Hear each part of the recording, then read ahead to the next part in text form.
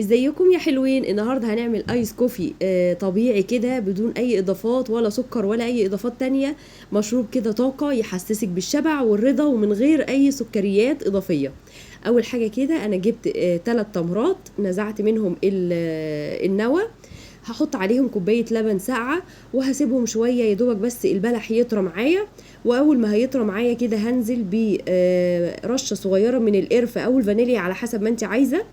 وكمان هحط معلقه صغيره من النسكافيه.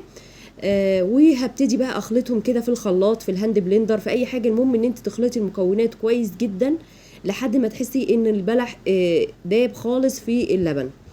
هجيب بقى التلج بتاعي واحط كده في الكوبايه بتاعتي، وانزل بكل المكونات بتاعتي الايس كوفي الجميل ده بالرغوه دي. بجد طعمه حلو قوي، لازم تجربوه وبألف هنا. بس كده.